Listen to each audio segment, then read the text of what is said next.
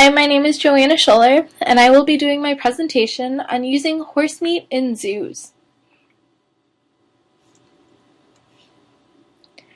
There are many issues that zoo owners need to look after, and one of the biggest topics currently is what type of food and how much of it each animal eats on a daily basis.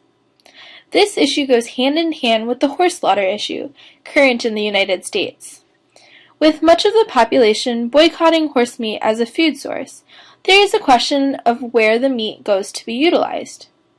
Because many carnivores, especially those in the felid groups, can eat horse meat, some of the slaughtered meat can end up in zoos.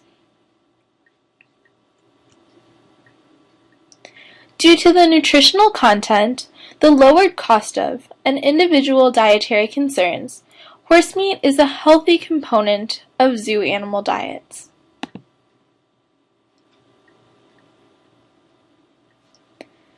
Horse meat is known to have low intramuscular fat and cholesterol, high concentration of heme iron, and a higher alpha-linolenic acid content.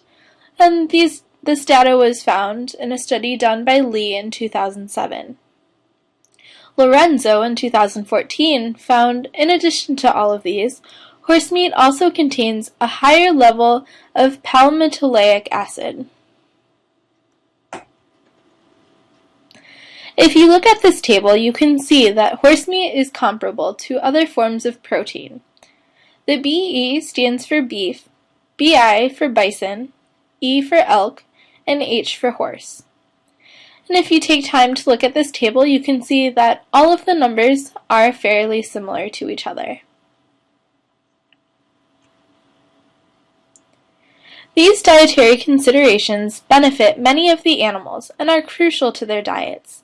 Compared to animal diets composed of beef, bison, and elk, horse meat diets tend to have a higher apparent total dry matter digestibility and are suitable protein sources for raw meat diets, which can be found in zoos. If you look at this table produced by Kerr in 2010, you can see in fact that under the horse column, they do have a high digestibility.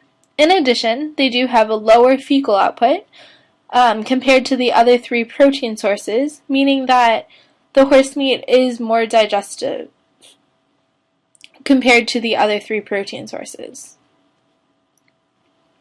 Compared to beef, horse meat is a cheaper alternative food source for zoo animals. Because feed prices are much of what makes up operational costs, the cost of different feedstuffs must be taken into consideration. According to the Ethics of Equine Rescue in 2013, horse meat costs between 28 to 34 cents per pound of live weight. Beef, which sells around $1.30 per pound, is much higher compared to horse meat. So looking at those two numbers, the 28 to 34 cents per pound for horse meat or the $1.50 per pound for beef, you can compare different situations. According to the Toronto Zoo, a female tiger eats 13.2 pounds of a horse meat diet 6 days a week. From that information alone, comparing the two numbers, the zoo could save $15.31 per day per animal. Or if you would like to look at it in terms of annual budgets, you could save $5,536.88 per year per animal. And again, this is a female tiger. Females generally do eat less than males because of their size. And this is one animal. And common times, because tigers are more social animals, or they do like to have breeding pairs, there will be at least a male and a female. And usually there will be many other felid species, such as lions or leopards. In addition, many zoos choose to buy pre-made meat mixes designed specifically for different breeds or different breed groups. Many of these pre-made mixes are made from horse meat due to the price and availability of the meat. One example of premix is Milliken meat. On their website, they list horse meat as one of the ingredients just because they do commonly use horse meat. By using horse meat instead of beef, it's a cheaper food source, and a zoo can utilize the saved money to direct its operational costs elsewhere. Individual considerations should be taken into account for different species, and horse meat is an economically viable option to feed many of these animals. According to the Association of Zoos and Aquariums, or AZA, veterinarians have decided that horse meat most closely approximates wild meat that animals would get.